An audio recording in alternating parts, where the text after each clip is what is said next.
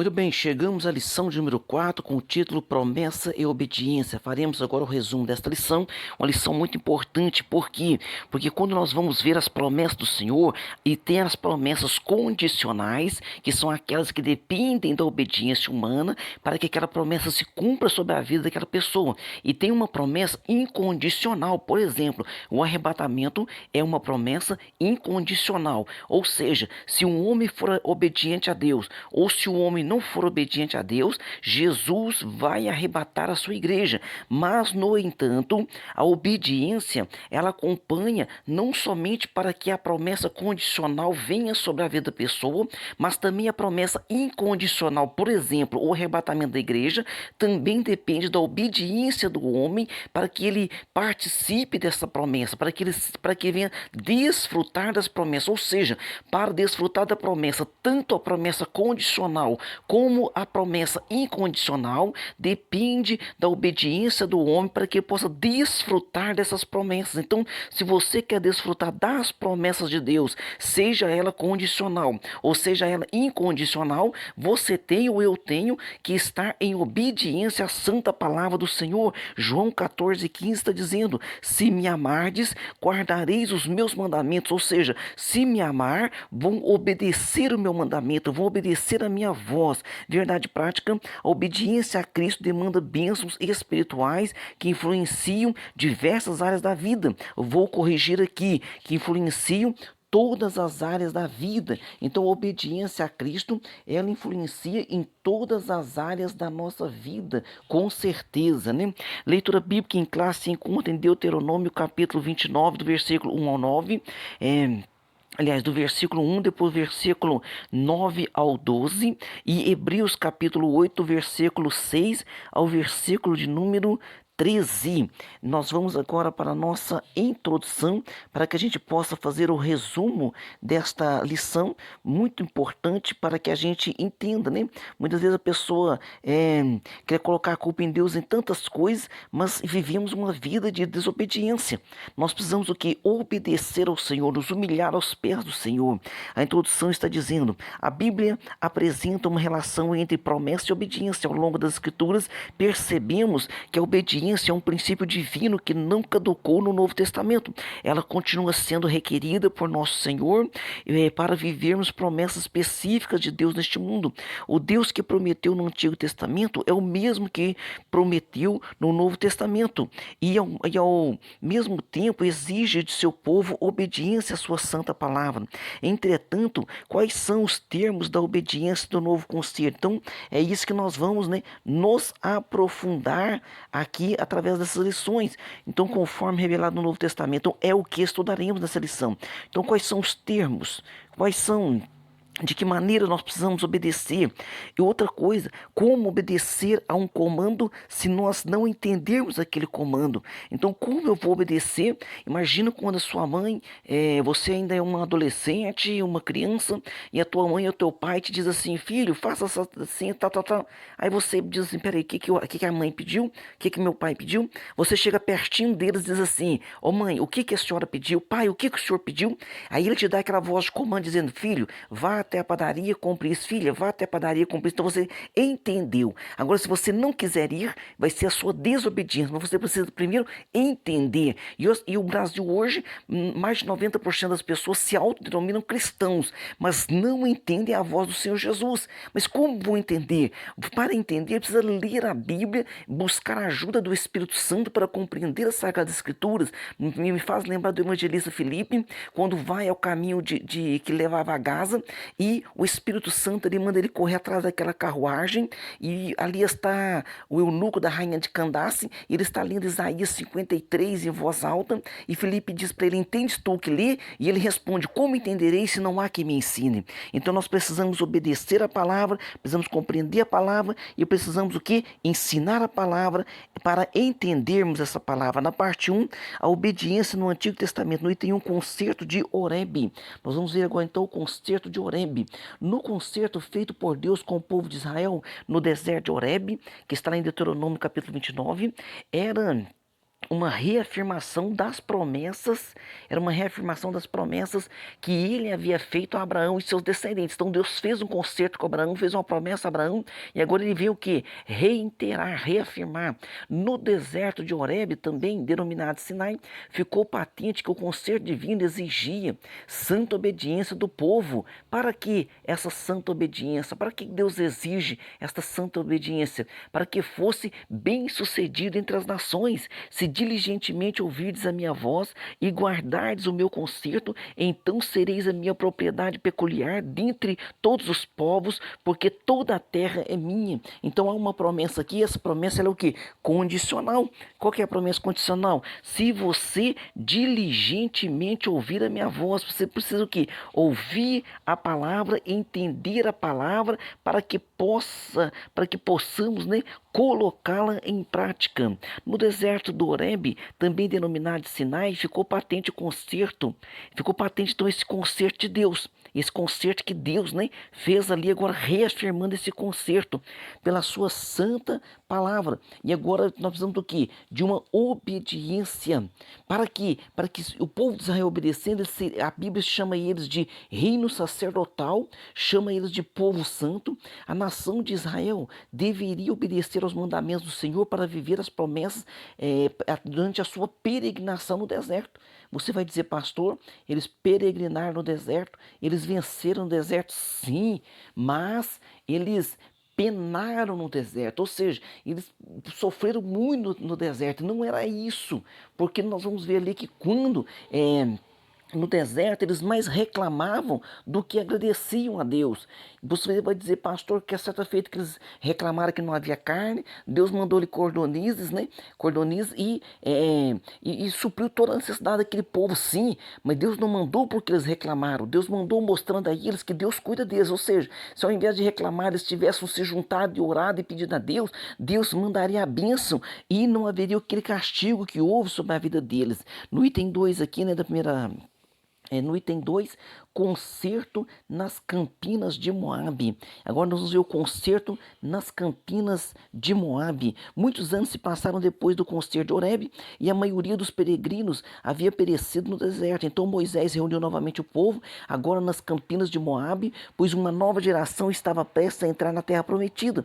E olha só o que é dito. Estas são as palavras do concerto que o Senhor ordenou a Moisés na terra de Moabe. Lembrando que, olha, Deus já falou, Deus já ordenou lá em Moabe, e agora nós estamos reafirmando, estamos novamente explicando que fizesse com os filhos de Israel, além do concerto, então agora além do concerto que fizeram em Horebe. Então além do concerto que fez em Horebe, Agora em Moabe está reafirmando essas palavras. Ou Deus vem reafirmando. Deus fez aliança com Noé. Deus fez aliança com Abraão. Deus fez aliança com Davi. E nessas alianças que Deus fez, Deus não arredou o pé da sua promessa nem da sua palavra. Mas o homem é que falhou. Israel é que falhava. Israel é que falhou por diversas vezes, né? Por diversas vezes Israel falhou. Mas Deus é o Deus de misericórdia. A exposição básica desse concerto pode ser vista em Deuteronômio capítulo 4 até o capítulo 26, versículo 19, né? Bem como sua ênfase, as bênçãos e as maldições. Então ele tem uma ênfase muito grande. Então ali diz, maldito será se fizer isso, maldito será se fizer aquilo, mas também diz, bendito será se fizer assim, bendito será se fizer assim. Então a promessa de Deus, ela é fiel. A promessa de Deus, ela está estabelecida. Então nós vamos ver aqui no item 3 agora, ó, as promessas provenientes da obediência. Então havia a promessa proveniente da obediência e havia também o que? A maldição proveniente da desobediência. Então no monte Gerizim eram pronunciado bênção e o povo dizia amém. Mas lá no monte Ebal era pronunciado o que? A maldição, aquilo que viria em decorrência, né? Em decorrência. Então o concerto de Moabe mostra uma lista de promessas que seriam proferidas no monte Gerizim. Bênçãos no campo, campo, na cidade, na procriação, na vida doméstica, ao entrar e ao sair da terra. Então, toda a área da vida do povo judeu, as bênçãos divinas seriam derramadas como consequência da obediência aos mandamentos divinos. Então, está ali ó, a bênção pronunciada ali no monte Gerizim. No monte Gerizim é pronunciada a bênção. Agora, no monte Ebal também é pronunciado o quê? A maldição. Então, Deus falou, coloco diante de vocês a vida e a morte, a bênção e a maldição. O que vocês vão escolher? Vocês querem abraçar a bênção do monte Gerizim ou vocês querem ficar debaixo da maldição do monte Ebal? Porque depende de nós. Qual é a escolha que nós fizemos? Qual é a escolha que nós estamos fazendo? Também é verdade que a maldição seriam proferidas no monte Ebal, como consequência da desobediência aos mandamentos do Senhor. Portanto, no Antigo Testamento, vemos que a obediência... Então nós vamos ver que a obediência, ela tem a relação, né, claro, uma relação direta com o cumprimento da promessa de Deus. Então a obediência tem relação direta com o cumprimento da promessa de Deus sobre a vida de todo homem. Então nós precisamos o quê? Obedecer. Mas obedecer a quem? Ao Senhor Jesus Cristo. Então tem pessoas que dizem, né, eu não preciso de pastor para mandar na minha vida. Não, é claro que não. Nós precisamos de pastor para orientar, para ensinar, para conduzir um rebanho, para mandar de forma alguma. Mas Jesus manda, ele falou isso com Pedro. Quando ele foi ministrar a última Páscoa, ele transforma ali, né? Ali inicia a Santa Ceia do Senhor, e quando ele levanta para lavar os pés dos apóstolos, nos dá a entender que Pedro foi o último, porque ele ajudou a arrumar a Santa Ceia, e aquele que sentava por último na tradição judaica deveria lavar os pés dos demais, porque quem sentava por último seria o menor na mesa. E ali nós vemos que na mesa se sentou Jesus, João se reclinou no ombro de Jesus, perguntar quem iria traí-lo. Então João sentou de um lado, ele molha o pão molhado, ele põe o pão, molha ele no suco de uva ali, dá na boca de Judas. Isso significa que Judas sentou do outro lado, que seria também um lado importante na mesa ali na tradição, e Pedro senta por último, ficou chateado. Quando Jesus lava o pé dos apóstolos, Pedro não queria que lavasse o dele. Jesus então disse para ele assim, tu me chama de mestre, Senhor, e eu sou. Se eu não lavar os teus pés, você não tem parte comigo. Aí Pedro fica, né? Pedro fica preocupado e diz, lava, Senhor, os meus pés, lava, Senhor, minhas mãos, lava, Senhor. Aí Jesus falou, não, somente os pés, porque o pé significava a vida. E Jesus mesmo, certa feita, diz para eles, né? Vós já estáis limpos pela palavra que vos tenho ensinado, que vos tenho mandado. Parte 2, a obediência no Novo Testamento, no item 1. Um novo concerto. Hebreus 8 apresenta aspectos do Antigo Testamento, do Antigo Concerto, né, mostrando o quanto eles apontavam para o perfeito ministério do Senhor Jesus. Então ali em Hebreus 8 está mostrando que todo o concerto do Antigo Testamento está apontando para o Senhor Jesus. E a Bíblia é bem clara em dizer, né, que tudo que estava no Antigo Testamento era sombra das coisas futuras. Ou seja, na teologia se diz antítipo, como se fosse uma fotografia do original. Então tudo aquilo é um antítipo, e o tipo, o original é Jesus. Então tudo se cumpre em Jesus. E alguém diz, né, será que Jesus veio destruir a lei? E ele mesmo deixa claro que ele não veio destruir, ele veio cumprir. Por quê? Porque nenhum ser humano seria capaz de cumprir toda a lei. Jesus cumpriu por nós. Então Jesus, ele cumpre toda a lei por nós. Jesus é o nosso sábado, Jesus é o nosso guarda, Jesus é o nosso descanso, e nele precisamos estar em obediência. Porque a Bíblia diz lá em Coríntios, né, capítulo 10, o fim da lei é Cristo. Quando fala o fim, não é que aboliu, é a finalidade. Então a finalidade da lei é Cristo. A finalidade da lei é nos levar até Cristo. Então a Bíblia deixa bem claro isso. Ali vemos que o relacionamento entre Deus e o seu povo se dava por meio de uma fé manifesta pela obediência aos mandamentos da lei e a observação do sistema de sacrifício do Antigo Testamento. Contudo, o profeta Jeremias profetizou que chegaria um momento. Então Jeremias deixou essa profecia dizendo assim, mas este é o concerto que farei com a casa de Israel, depois daqueles dias, diz o Senhor, porei a minha lei no seu interior e escreverei no seu coração, e eu serei o seu Deus e eles serão o meu povo. Então quando Jeremias faz essa promessa, lá em Jeremias capítulo 31, versículo 33, nós vamos ver aqui no item 2 agora, que no capítulo 8 de Hebreus, novamente ratificada essa profecia, dizendo assim, ó, porque este é o concerto que depois daqueles dias farei com a casa de Israel, diz o Senhor, porei as minhas leis no seu entendimento e em seu coração as escrevereis, e lhes serei por Deus e eles me serão por povo. Então, se Hebreus está ratificando essa profecia, significa o quê? Que essa profecia ainda vai se cumprir sobre o povo de Israel. É o que nós cremos, né? Que Jesus Cristo arrebatará a sua igreja, virá um tempo de grande tribulação, no final da grande tribulação, que é a batalha da Magedon, as nações se reúnem contra Israel, Jesus desce visivelmente sobre o Monte das Oliveiras com seus santos e seus anjos e estabelece o seu milênio, socorre Israel e estabelece o seu milênio. Então essa profecia está diretamente ligado a esse entendimento. O Senhor Jesus é o mediador que estabelece o novo concerto, o novo pacto profetizado por Jeremias. Em vista disso, podemos afirmar que o novo pacto é uma promessa da graça e do amor de Deus que corresponde o quê? Ao arrependimento. Então, quando o homem se arrepende e é gerado no seu coração fé através da palavra do Senhor, porque a Bíblia diz, né, que a salvação, ela vem pelo ouvir e ouvir da palavra de Deus, que a fé vem através de ouvir e ouvir a palavra de Deus. E a fé é que vai nos levar até Cristo, porque como nós vamos ver Cristo se não for através da fé? Através da fé, no item 3 agora, a obediência do novo concerto, os ensinos do Novo Testamento, eles mostram que a fé e a obediência andam lado a lado. Então mostra o quê? Que a fé e a obediência andam lado a lado. Então o Senhor Jesus diz assim, ó, se me amardes, guardareis os meus mandamentos. A expressão guardareis tem a ver o quê? Com a obediência. Então se você me ama, você vai obedecer a minha voz, vai obedecer o que eu estou mandando. Peraí, o que é que o Senhor está mandando? Ele está mandando que nós possamos o quê? Que nós possamos cumprir os seus mandamentos, suas palavras. Aquilo que o Senhor nos mandou, alguém diz, mas será que é difícil cumprir aquilo que o Senhor mandou? Veja bem, Ele mandou nós fazermos, e Ele disse o seguinte, estarei convosco todos os dias, Ele é o nosso ajudador, Ele é o nosso auxílio. Quando Ele fala sobre o perdão, por exemplo, né, que é uma coisa difícil, Pedro então pede a palavra de Senhor, até quantas vezes vou perdoar o meu irmão no dia? Até 7. Jesus olhou para ele, né, Jesus pensou o seguinte, olha, Pedro não seria capaz de perdoar alguém 7 vezes no dia. Então Jesus diz aí, não te digo 7, mas até 70 vezes 7, ou seja, perdoar sempre. Pedro então falou com o coração, falou, Senhor, aos homens é impossível. Jesus concordou. Jesus diz o seguinte, aos homens é impossível, mas para Deus nada é impossível, ou seja, para Deus tudo é possível, ou nós vamos perdoar e nós vamos vencer pela graça do nosso Deus. Amém? Vamos para a parte 3 da nossa lição.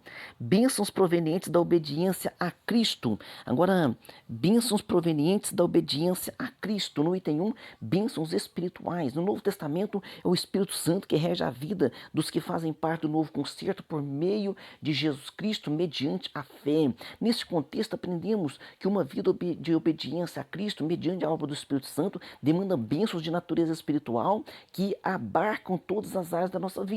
Então a Bíblia diz bem claro lá em Romanos 14:17, porque o reino de Deus não é comida nem bebida, mas justiça, paz e alegria no Espírito Santo. Então o Espírito Santo é que nos conduz. O Espírito Santo, ele é o selo que está em nós, é o penhor que está em nós, ele é o selo, ele é o garantidor. Então Jesus Cristo diz o seguinte, eu te garanto que você vai morar comigo, eu te garanto que você está salvo. E alguém vai perguntar, mas como? Ele diz, agora, através de você crer em mim, o Espírito Santo te trouxe até mim, o Espírito Santo te convenceu da justiça, do pecado, do juízo, agora e o Espírito Santo vai morar dentro de vocês. Você agora é o templo do Espírito Santo. Então, como templo, nós somos morada do Espírito Santo. E quando nós cremos em Cristo, nos entregamos a Ele, somos batizados nas águas, nos ingressamos no corpo de Cristo. Então, agora fazemos parte do corpo. O corpo significa todas as pessoas de todas as épocas em que Cristo morreu para salvar toda a humanidade, todos esses então fazem parte do quê? Do corpo do Senhor Jesus Cristo. Então, como igreja,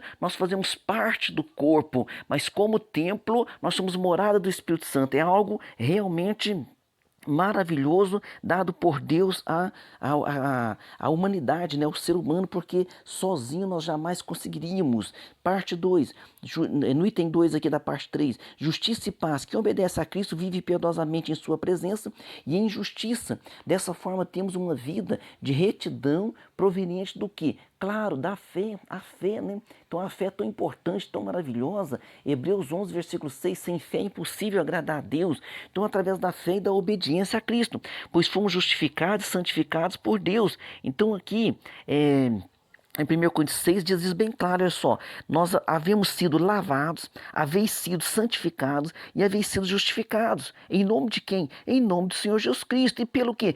Pelo Espírito do nosso Deus, pelo Espírito Santo. É só o Espírito Santo mesmo. Para quê? Para lavar, para nos fortalecer. Senão nós já teríamos parado a tempo. Depois de crente, quantos atos nós cometemos, né, que não deveríamos ter feito. E aquilo entristece o nosso coração. E se dependesse de nós já teríamos desistido, teríamos falado o seguinte: eu não sirvo para ser crente. Mas o Espírito Santo vem e diz para nós, né, que é Ele que nos fortalece. É Jesus que nos lava e que perdoa os nossos pecados. De nós mesmos nós não conseguimos, mas Ele nos conduz e vai nos conduzir até aquele santo dia. Então a paz que excede todo entendimento torna realidade em nós. E aquela paz do Senhor Jesus que Ele falou, ele disse o seguinte, ó: deixo-vos a paz, a minha paz vos dou, não vou lá dou como o mundo a dá. Não se turbe o vosso coração, nem se atemorize. João 14, 27. Então, quantos temores, quantas preocupações, né? É preocupação com guerra, é preocupação com os rumores de guerra, é preocupação com a inflação, é preocupação com o desemprego, é preocupação se o dia de amanhã será melhor. A Bíblia diz, né? Não sofre pelo dia de amanhã, basta cada dia o seu mal. Então creia, fique em paz que o Senhor está tomando conta de tudo. No item 3, que é da última parte, alegria no Espírito Santo. A alegria proveniente de uma relação com Cristo é marcada da vida de quem, ela é marcada, é a marca, né, da vida de quem anda na justiça e tem a paz de Cristo. A Bíblia mostra que a alegria é um fruto do Espírito Santo. Então o Espírito Santo está em nós temos essa alegria. Passamos por dificuldade, passamos por tantas mazelas, né? Mas não perdemos aquela graça, aquela chama que arde dentro de nós, jamais podemos perder. Conforme nos ensina as Escrituras, essa alegria não está condicionada ao ambiente externo, não está condicionada ao tipo de governo, não está condicionada se ganhou a promoção no trabalho ou não, mas está condicionada à graça do nosso Deus. E essa graça, ela é maravilhosa. Foi essa graça que o Senhor Jesus disse a Paulo. Falou para Paulo assim, ó: a minha graça te basta e o meu poder se aperfeiçoa na fraqueza. Então Paulo glorificou o nome do Senhor. Conclusão, nessa lição estudamos a respeito da obediência como relacionamento com Deus, tanto na perspectiva do Antigo como do Novo Testamento. Vimos que a despeito do Novo Pacto ter superado o Antigo, o princípio da obediência a Deus permanece o mesmo. Dessa forma, a promessa de justiça, então dessa forma existe, né? A promessa de justiça, de paz e alegria do Espírito Santo para quem obedece aos mandamentos do Senhor Jesus. Então, obedecer é melhor do que sacrificar. São promessas condicionadas à nossa obediência a Cristo. Então, que o Espírito Santo nos ajude a obedecermos à santa voz do nosso Cristo. Vamos para as perguntas. Número 1. O que foi o concerto de Horebe? Foi uma reafirmação das promessas de Deus, das promessas que Deus havia feito ao patriarca Abraão e seus descendentes. Pergunta 2. Como se pode ver uma exposição básica? Como se pode ver uma exposição básica do concerto nas Campinas de Moabe? Então lá nas Campinas de Moabe mostra uma lista de promessas que seriam proferidas, né? As bênçãos do Monte Gerizim, bênção no campo, na cidade, na procriação, na vida doméstica, ao entrar e ao sair da cidade. Então é descrita ali as bênçãos no Monte Gerizim e é descrita também a maldição no Monte Ebal. Então Deus fala, diante de você está a vida e a morte, a bênção e a maldição. O que você vai escolher? Nós escolhemos a Cristo. Pergunta 3. O que o capítulo 8 de Hebreus apresenta? O que apresenta, né? O capítulo 8 de Hebreus, ele apresenta aspectos do Antigo Concerto, mostrando o quanto o Antigo Testamento, né, mostra a perfeição do ministério de Cristo. Então, tudo o Antigo Testamento, o Antigo Concerto, se cumpriu em Cristo. E Hebreus 8 também nos mostra que a promessa feita a Israel permanece de pé. Pergunta 4. Quem rege a vida dos salvos do Novo Concerto? É claro que é o Espírito Santo que nos rege, o Espírito Santo que nos mantém de pé. Pergunta 5. De onde a alegria é proveniente? Essa alegria é proveniente da relação com Cristo e ela é a marca da vida, né, de quem anda na justiça e tem a paz de Cristo. É o Espírito Santo que gera em nós essa alegria. Amém? Deus abençoe você e sua família e até a próxima aula.